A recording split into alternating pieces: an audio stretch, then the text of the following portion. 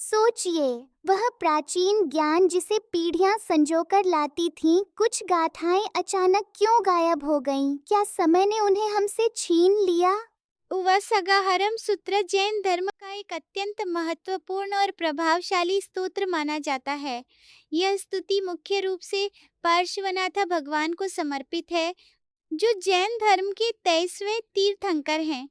इस स्तोत्र की रचना आचार्य भद्राबाहु द्वारा मानी जाती है।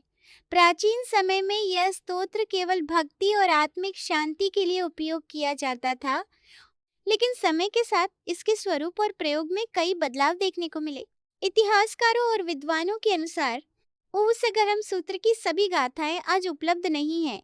इसका मुख्य कारण यह है कि प्राचीन समय में धार्मिक ग्रंथों को लिखने के बजाय मौखिक रूप से पीढ़ी दर पीढ़ी आगे बढ़ाया जाता था। इस प्रक्रिया में कुछ गाथाएं समय के साथ भूल गईं या परिवर्तित हो गईं। इसके अलावा उस समय ग्रंथों को ताड़पत्र या पत्तों पर लिखा जाता था, जो समय के साथ नष्ट हो जाते थे, जिससे कई महत्वपूर्ण हिस्से हमेशा के लिए खो गए। एक और कारण यह भी माना जाता है कि जैन धर्म के अलग अलग संप्रदायों ने इस स्तोत्र को अलग अलग रूप में संरक्षित किया। कुछ गाथाएं एक परंपरा में बची रहीं, जबकि दूसरी में नहीं। साथ ही समय के साथ इस स्तोत्र को छोटा और सरल बनाने के लिए केवल कुछ प्रमुख गाथाओं को ही दैनिक पाठ के लिए रखा गया, ताकि लोग इसे आसानी से याद रख सकें और नियमित रूप से इसका जाप कर सकें। समय के साथ एक और परिवर्तन देखने को मिला। जहाँ पहले इस स्तोत्र का उपयोग केवल आत्मिक शांति, ध्यान और भक्ति के लिए किया जाता था, वहीं बाद में कुछ लोगों ने इसे व्यक्तिगत लाभ के लिए उपयोग करना शुरू कर दिया। ऐसा माना जाने लगा कि इस स्तोत्र के जाप से बाधाएं दूर होती हैं, भय समाप्त होता है और जीवन की समस्याएं कम हो जाती हैं। इसी कारण कुछ लोग इसे विशेष इच्छाओं की पूर्ति के लिए भी प्रयोग करने लगे।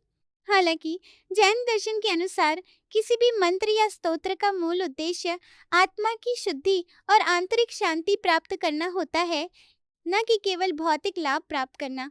अगर कोई व्यक्ति केवल स्वार्थ या लाभ के उद्देश्य से इसका जाप करता है, तो वह इसके वास्तविक अर्थ और महत्व को समझ नहीं पाता। सही दृष्टिकोण यह है कि इस स्तोत्र का जाप श्रद्धा, भक्ति और शुद्ध भावना से किया जाए, जिससे आत्मिक उन्नति हो सके।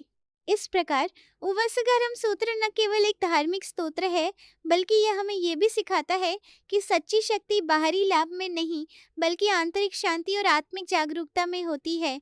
जब इसे सही भावना से किया जाता है, तब ये व्यक्ति के जीवन में सकारात्मक परिवर्तन लाता है। अगर आपको यह वीडियो पसंद आई हो तो इसे एक छोटा सा सपोर्ट जरूर दें। लाइक करें, शेयर करें और हमारे चैनल को सब्सक्राइब करना बिल्कुल न भूलें। जाने से पहले बेल आइकॉन जरूर दबाएं, ताकि ऐसी ही ज्ञानवर्धक और इंटरेस्टिंग वीडियोस सबसे पहले आप तक पहुंचती रहें। आपका एक क्लिक हमें और बेहतर कंटेंट बनाने के लिए मोटिवेट करता है।